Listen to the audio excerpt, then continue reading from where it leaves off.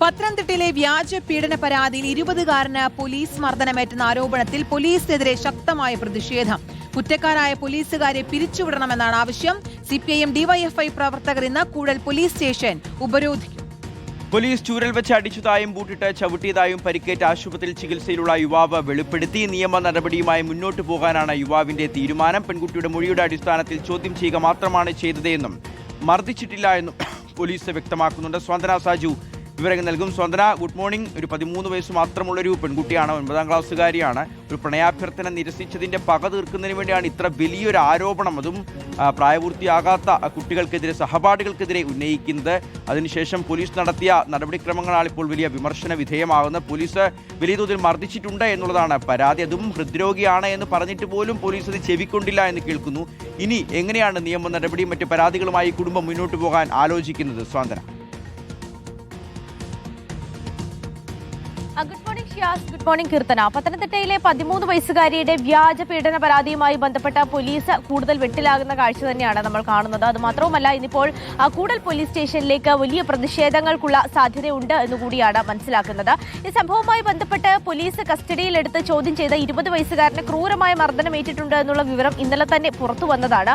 അതിന് പിന്നാലെയാണ് ഇന്നിപ്പോൾ സിപിഎമ്മും അതുപോലെ തന്നെ ഡിവൈഎഫ്ഐയും കൂടൽ പോലീസ് സ്റ്റേഷനിലേക്ക് മാർച്ച് നടത്തുവാൻ വേണ്ടി തീരുമാനിച്ചിരിക്കുന്നത്. ഈ ആരോപണ വിധേയരായ പോലീസ് ഉദ്യോഗസ്ഥരെ ജോലിയിൽ നിന്ന് പിരിച്ചുവിടണം, അവർക്ക് കൃത്യമായ ശിക്ഷ ലഭിക്കണം എന്നാവശ്യപ്പെട്ടുകൊണ്ടാണ് ഇത്തരത്തിലൊരു പ്രതിഷേധം ഇന്ന് നടത്തുവാൻ വേണ്ടി തീരുമാനിച്ചിരിക്കുന്നത്. അതേ സമയത്ത് തന്നെ ഈ 20 വയസ്സുകാരനായ ചോദ്യം ചെയ്ത 20 വയസ്സുകാരന് ക്രൂരമായി മർദ്ദനമേറ്റിട്ടുണ്ട് എന്ന് കാണിച്ചുകൊണ്ട് കുടുംബം ഇപ്പോൾ നിയമ നടപടികളുമായി മുന്നോട്ടേക്ക് പോയിരിക്കുകയാണ്. ഈ സംഭവവുമായി ബന്ധപ്പെട്ട ആഭ്യന്തരമന്ത്രിക്ക് പരാതി നൽകുകയും ചെയ്തിട്ടുണ്ട് എന്നാണ് നമ്മൾ മനസ്സിലാക്കുന്നത്.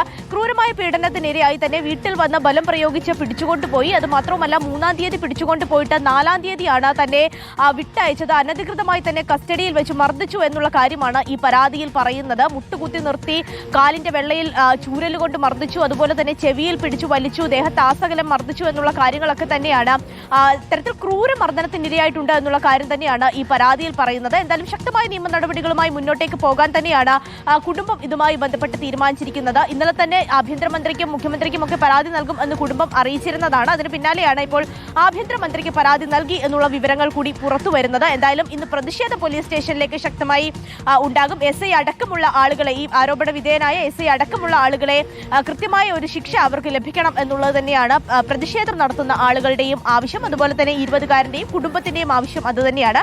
പക്ഷേ കൂടൽ പോലീസ് ഇതുമായി ബന്ധപ്പെട്ട് പറയുന്നത് പെൺകുട്ടിയുടെ മൊഴിയുടെ അടിസ്ഥാനത്തിലാണ് 20 വയസ്സുകാരനെ കസ്റ്റഡിയിൽ എടുക്കുകയും ചോദ്യം ചെയ്യുകയും ചെയ്തത്.